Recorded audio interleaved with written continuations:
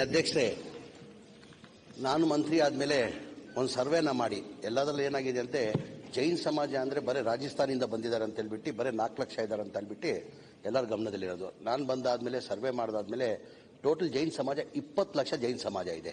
ಈ ರಾಜಸ್ಥಾನದಿಂದ ಬಂದಿರೋದು ಎಲ್ಲ ಸಿಟಿ ಸರೌಂಡಿಂಗಲ್ಲಿ 4,75,000 ಜೈನ್ ಸಮಾಜ ಇದೆ. ಬೆಲ್ಗಾಂ, ಹುಬ್ಳಿ, ಧಾರವಾಡ ಸರೌಂಡಿಂಗಲ್ಲಿ ಅವ್ರು ಕನ್ನಡ ಸ್ಪೀಕಿಂಗ್ ಜೈನ್ ಅಂತಾರೆ, ದಿಗಂಬರ್ ಜೈನ್ ಅಂತಾರೆ. ಅವರು ಕನಿಷ್ಠ ಇಲ್ಲಾಂದ್ರೂ ಒಂದು 15 ಲಕ್ಷ ಜನ ಇದ್ದಾರೆ. ಈಗ ಬೆಲ್ಗಾಂ ಕ್ಷೇತ್ರದಲ್ಲೇ ಜಾಸ್ತಿ ಇರೋದು. ಹಾಗಾಗಿ ನನ್ನ ಗಮನದಲ್ಲಿ ಬಂದಾದ್ಮೇಲೆ ನಾನು ಮುಖ್ಯಮಂತ್ರಿಗಳಿಗೆ ನಾನು ಆಲ್ರೆಡಿ ಪ್ರಪೋಸಲ್ ಇಟ್ಟಿದ್ದೀನಿ. ನಾನು ಈ ಸಪರೇಟ್ ಇವ್ರು ಬೋರ್ಡ್ ಆಗ್ಬೇಕಂತ ಆದಷ್ಟು ಬೇಗ ಅದ್ ಮಾಡಕ್ ನಾವು ಪ್ರಯತ್ನ ಮಾಡ್ತೀವಿ. ನಾವು ಓಕೆ, ಅದ್ರ ಜೊತೆ ಅಲ್ಲಿವರೆಗೆ ಹಾಸ್ಟೆಲ್ ಅದ್ರ ತೆಗೆಯುತ್ತದೆ ಮಂತ್ರಿ ಅವರೇ, ಒಂದು ಪ್ರತ್ಯೇಕವಾಗಿರ್ತಕ್ಕಂಥ ಹಾಸ್ಟೆಲ್ ಅದ್ರ ತೆಗಿರಿ. ಅದು ಲೇಟ್ ಆದ್ರೆ ಆಗಲಿ, ಇದ್ದು ನಿಮ್ಮ ಒಂದು ಮಾಡುವಂತದ್ದು ಮಾಡಿ, ಹಾಸ್ಟೆಲ್ ಮಾಡುವಂತ ಒಂದು ಉತ್ತರ ಕೊಡಿ ಸರ್ ಪ್ಲೀಸ್. ಹಾಸ್ಟೆಲ್ ಸಂಬಂಧ ಈಗ ಮಂತ್ರಿ ಮತ್ತೇನು ನಮ್ಮ ಬ್ಯಾರಿ ನಿಗಮದ ಆಯ್ತಾ? ಜೈನ್ ನಿಗಮದೊಟ್ಟಿಗೆ ಬ್ಯಾರಿ ನಿಗಮದ ಏನಾದ್ರೂ ಆಗಿದ್ದ ಚರ್ಚೆ? ಬ್ಯಾರಿ ನಿಗಮ ಅದು ಓಕೆ.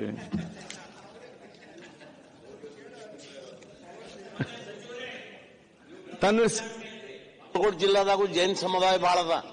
ನೀವು ಜಿಲ್ಲಾ ಅಂತ ಹೇಳ್ಬೇಡ್ರಿ. ಆಯ್ತು,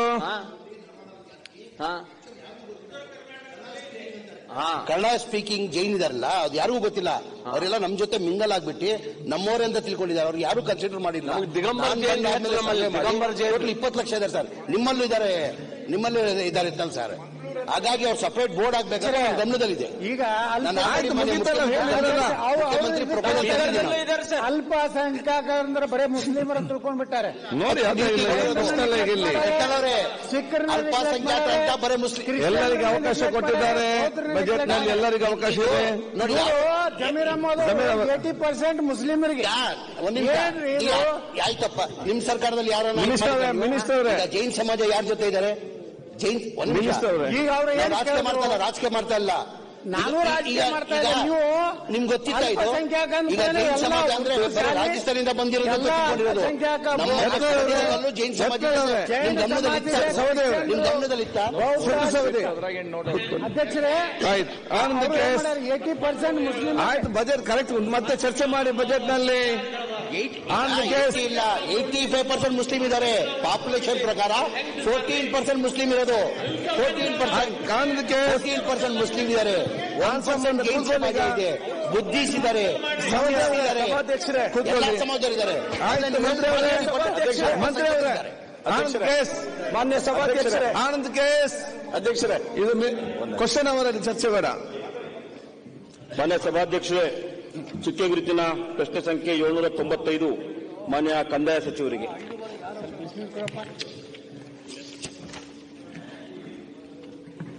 ಮಾನ್ಯ ಅಧ್ಯಕ್ಷರೇ, ಗೌರವಾನ್ವಿತರಿಗೆ ಉತ್ತರ ಒದಗಿಸಿಕೊಟ್ಟಿದ್ದೇವೆ. ಮಾನ್ಯ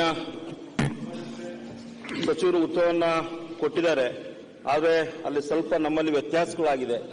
ಏನಂತ ಹೇಳಿದ್ರೆ, ಸಚಿವರು ಕೊಟ್ಟಂತ ಉತ್ತರದಲ್ಲಿ ಫಾರಂ ನಮೂನೆ 50 ಮತ್ತು 53 ಅರ್ಜಿಯಲ್ಲಿ 240 ಅರ್ಜಿಗಳು ಮಾತ್ರ ಬಾಕಿ ಇದೆ ಅಂತ ಹೇಳ್ತಕ್ಕಂಥ ಉತ್ತರ ಕೊಟ್ಟಿದ್ದಾರೆ.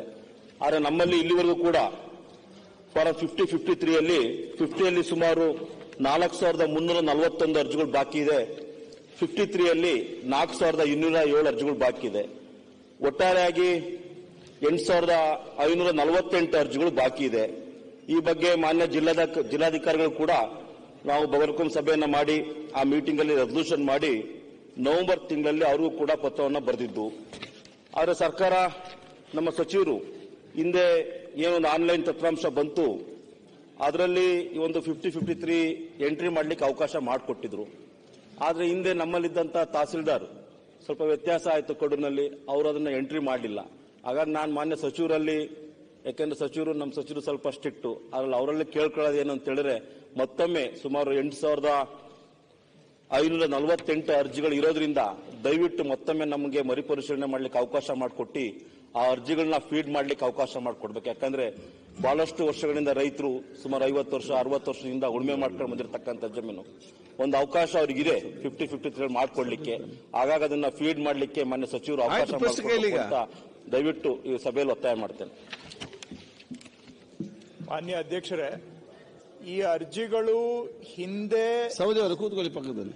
ಈ ಅರ್ಜಿಗಳು ಹಿಂದೆ ವಿಲೆ ಆಗಿಲ್ಲ ಅಂತ ಹೇಳಿದ್ರೆ, ವಿಲೆ ಆಗದೆ ಬಾಕಿ ಇದ್ರೆ ಅವಕ್ಕೆ ನಾವು ಅವಕಾಶ ಕೊಡ್ತೇವೆ, ಸ್ಪಷ್ಟವಾಗಿ ಹೇಳ್ತಾ ಇದ್ದೇನೆ. ಈಗ ವಿಲೆ ಆಗದೆ ಬಾಕಿ ಇರೋದು ನನಗೆ ಬಂದಿರುವ ಮಾಹಿತಿ ಪ್ರಕಾರ 247 ಅರ್ಜಿ ಮಾತ್ರ. ವಿಲೆ ಆಗಿರೋ ಅರ್ಜಿಯನ್ನ ಮತ್ತೊಮ್ಮೆ ವಿಲೆ ಮಾಡಿ ಅಂದ್ರೆ ನಾನು ಕೊಡ್ಲಿಕ್ಕೆ ಆಗೋದಿಲ್ಲ.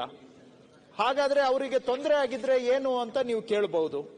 ತೊಂದರೆ ಆಗಿದ್ರೆ ಅವರು ಅಪೀಲ್ ಹಾಕೊಳ್ಳಿಕ್ಕೆ ಅವಕಾಶ ಇದೆ. ಕಲಂ 108 ಸೆಕ್ಷನ್ 108 ಅಡಿಯಲ್ಲಿ ನಂದು ಅರ್ಜಿ ವಿಲೆ ಆಗಿದೆ, ತಪ್ಪು ವಿಲೆ ಮಾಡಿದ್ದಾರೆ ಅಂತ ಹೇಳಿದ್ರೆ ಅವರು ಅರ್ಜಿ ಹಾಕೊಳ್ಬಹುದು. ಅದನ್ನ ನಾವು ಮರುಪರಿಶೀಲನೆ ಮಾಡಲಿಕ್ಕೆ ಹಕ್ಕು ಅವರಿಗೆ, ತಿರಸ್ಕೃತ ಅರ್ಜಿದಾರರಿಗೆ ಹಕ್ಕಿದೆ. ಆದ್ರೆ ನನಗಿರೋ ಮಾಹಿತಿ ಪ್ರಕಾರ ಇವು ಎಲ್ಲವೂ ಹಿಂದಿನ ಸಮಿತಿಯಲ್ಲಿ ಅಥವಾ ತಹಶೀಲ್ದಾರ್ ಹಂತದಲ್ಲಿ ವಿಲೆ ಆಗ್ಬಿಟ್ಟಿದ್ದಾವೆ. ವಿಲೆ ಆಗಿರೋದನ್ನ ಮತ್ತೆ ಫ್ರೆಶ್ ಆಗಿ ಅಪ್ಲಿಕೇಶನ್ ಕನ್ಸಿಡರ್ ಮಾಡಲಿಕ್ಕೆ ಬರುವುದಿಲ್ಲ. ಇದು ಇರುವ ಮಾಹಿತಿ. ನನಗೆ ಬಂದಿರೋ ಮಾಹಿತಿ ಏನಾದರೂ ತಪ್ಪಿದ್ರೆ ಬೇಕಾದ್ರೆ ನಾನು ಮರುಪರಿಶೀಲನೆ ಮಾಡ್ತೇನೆ ಜಿಲ್ಲಾಧಿಕಾರಿಗಳ ಹತ್ರ. ನಾನು ಇದು ಸರಿನಾ ತಪ್ಪ ನೀವು ಕೊಟ್ಟಿರೋ ವರದಿ ಅಂತ ನಾನು ತಿಳ್ಕೊಳ್ತೇನೆ. ಅವರೇನಾದ್ರೂ ನನಗೆ ತಪ್ಪು ವರದಿ ಕೊಟ್ಟಿದ್ದು ನಿಜವಾಗಿ ಹಿಂದಿನ ಸಮಿತಿಯಲ್ಲಿ ವಿಲೆ ಆಗಿಲ್ಲ ಅನ್ನುವುದಾದ್ರೆ ಮತ್ತೆ ಪುನರುಚ್ಚಾರ ಮಾಡ್ತೇನೆ. ಯಾಕಂದ್ರೆ ಸ್ಪಷ್ಟತೆ ಇರಬೇಕು.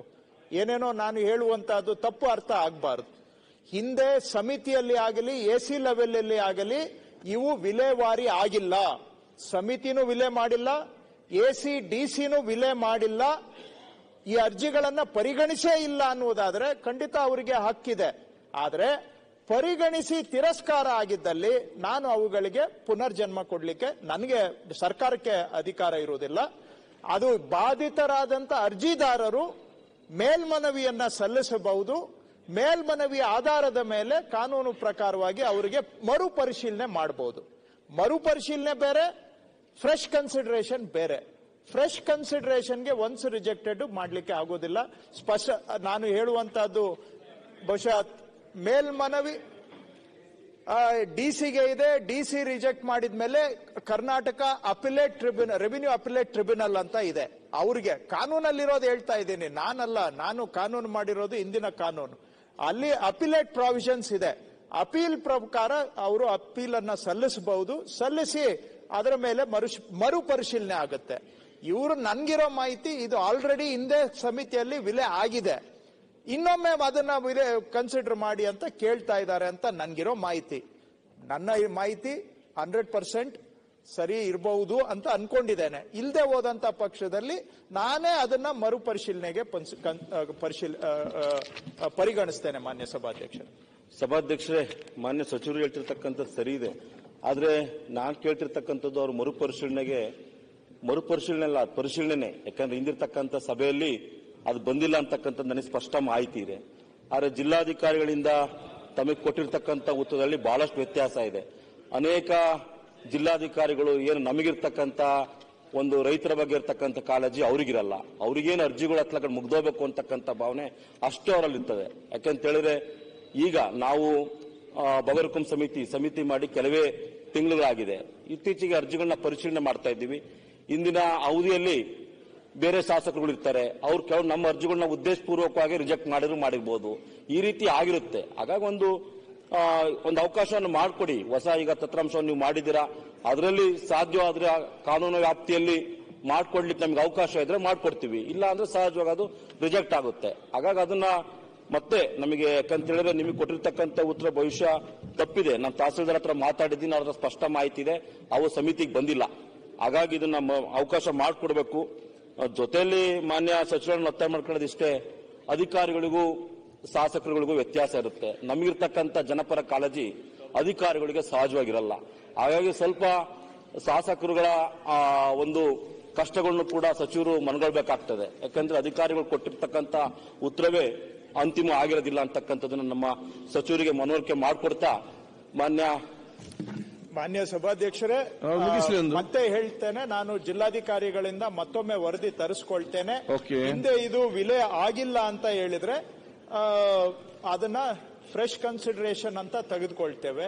ಹಿಂದೆ ವಿಲೆ ಆಗಿದ್ರೆ ಮತ್ತೊಮ್ಮೆ ಹೇಳ್ತಾ ಇದ್ದೀನಿ, ಅರ್ಜಿದಾರರು ಮೇಲ್ಮನವಿಯನ್ನ ಸಲ್ಲಿಸಬೇಕಾಗುತ್ತೆ. ಬಹಳ ಸ್ಪಷ್ಟವಾಗಿ ಉತ್ತರ ಕೊಟ್ಟಿದ್ದಾರೆ. ಆನಂದ್ ಅವರೇ, ನಿಮ್ಮ ಪ್ರಶ್ನೆಗೆ ಬಹಳ ಸ್ಪಷ್ಟವಾಗಿ ಕೊಟ್ಟಿದ್ದಾರೆ ಉತ್ತರ. ಹೌದು ಸರ್. ಅಲ್ವಾ? ಅದರಲ್ಲಿ ಏನಾದ್ರು ಬೇರೆ ವಿಚಾರ ಇದೆಯಾ? ಖಂಡಿತ ಸರ್, ನನಗೆ ಸ್ಪಷ್ಟ ಮಾಹಿತಿ ಇದೆ. ಅದು ಹಿಂದೆ ಪರಿಶೀಲನೆಗೆ ಬಂದಿಲ್ಲ, ಕಮಿಟಿಗೆ ಬಂದಿಲ್ಲ. ಆಯ್ತು, ಅದು ಒಂದು. ಎರಡನೇದು, ಒಂದ್ ವೇಳೆ ಬಂದಿದ್ರು ಸಭಾಧ್ಯಕ್ಷರ ಏನಾಗುತ್ತೆ ಅಂದ್ರೆ ಹಿಂದಿರ್ತಕ್ಕಂಥ ಶಾಸಕರು ಬೇರೆ ಇರ್ತಾರೆ.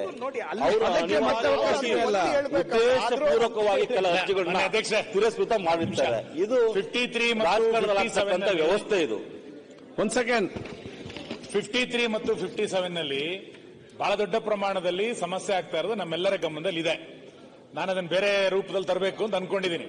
ಬೇರೆ ಸಾಕು, ಈಗ ಹೇಳಿದ್ರಲ್ಲ. ಅಲ್ಲಲ್ಲ, ಆದ್ರೆ ನೀವೀಗ ಜಿಲ್ಲಾಧಿಕಾರಿಗಳು ರಿಜೆಕ್ಟ್ ಮಾಡಿದ್ರೆ ನಂತರ ಅದನ್ನ ಅಪೀಲ್ ಎಲ್ಲಿ ಹೋಗ್ಬೇಕು ಅಂತ ಕೇಳಿದಾಗ ಅವ್ರು ಹೇಳಿದ್ರು ಯಾವ್ದೋ ಇದಕ್ಕೆ ಹೋಗ್ಬೇಕು ಅಂತ, ಟ್ರಿಬ್ಯುನಲ್ಗೆಲ್ಲ ಹೋಗ್ಬೇಕು ಅಂತ. ನೀವು ಅಲ್ಲಿ ನಮ್ಮೂರಿನಲ್ಲಿ ಒಬ್ಬ ಅಂತ ರೈತ ಅದನ್ನ ಮಾಡ್ಲಿಕ್ಕೆ ಸಾಧ್ಯ ಇದೆಯಾ? ಮತ್ತೆ ಜಿಲ್ಲಾಧಿಕಾರಿಗಳು ರಿಜೆಕ್ಟ್ ಮಾಡ್ಲಿಕ್ಕೆ ಯಾಕೆ ಕೊಟ್ರಿ ಅಂತ ನನ್ನ ಪ್ರಶ್ನೆ. ಸಮಿತಿ ಇರಬೇಕಾದ್ರೆ ಸಲಹೆ ಏನು ಹೇಳಿ. ಅದಕ್ಕೆ ಅಕ್ರಮ ಸಕ್ರಮ ಸಮಿತಿಗೆ ಬರದಲ್ಲೇ ನೇರವಾಗಿ ಜಿಲ್ಲಾಧಿಕಾರಿಗಳ ಏನಾಗುತ್ತೆ, ರಿಜೆಕ್ಟ್ ಆಗ್ತಾ ಇದೆ. ಏನೋ ಅವ್ರಿಗೆ ತಿಳಿದಿದ್ದು ಹೇಳ್ಬಿಟ್ಟು ಅದೇ ಕಾನೂನಲ್ಲ. ಕಾನೂನಲ್ಲಿ ಕೊಟ್ಟಿರೋದು, ನಾನಲ್ಲ ಕೊಟ್ಟಿರೋದು. ಅಲ್ಲ ಅಧ್ಯಕ್ಷ, ಕರ್ನಾಟಕ ಲ್ಯಾಂಡ್ ಗ್ರಾಂಟ್ ರೂಲ್ಸ್ ಅಲ್ಲಿ ಇರುವಂತದ್ದು ನಾನು ಹೇಳ್ತಾ ಇದ್ದೇನೆ. ನಾವು ಕೊಟ್ಟಿಲ್ಲ, ಸಲಹೆ ಅಷ್ಟೇ. ಮೊದಲಿನಿಂದ ಇರೋದು ಸರಿ ಮಾಡ್ಬೇಕದನ್ನ ಅಂತ.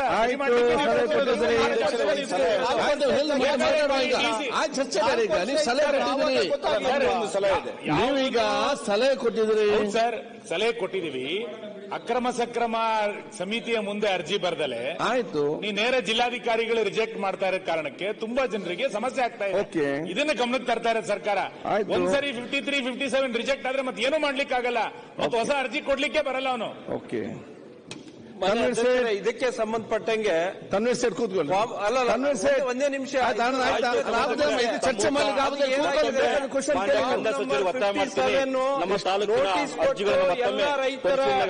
ಜಮೀನುಗಳನ್ನ ಮತ್ತೆ ಸುಮ್ಮನೆ ನಿಂತು ಮಾತಾಡಬೇಡಿ. ನಿಮ್ಗೆ ಪ್ರಶ್ನೆ ಹಾಕ್ಲಿಕ್ಕೆ ಟೈಮ್ ಇಲ್ಲ, ಕಾಲಿಂಗ್ ಅಟೆನ್ಷನ್ಗೆ ಪುಡ್ಸೋತಿಲ್ಲ. ಈಗ ಎದ್ದು ನಿಂತು ಮಾತ್ರ ಆಗ್ತದ ಅಂತ ಹೇಳಿ. ಈಗ ಆಯ್ತು, ತನ್ವೀರ್ ಸೇಠ್ ಇಲ್ಲ, ಮಹೇಂದ್ರಪ್ಪ ಕಲ್ಲಪ್ಪ ತಮ್ಮನವರ್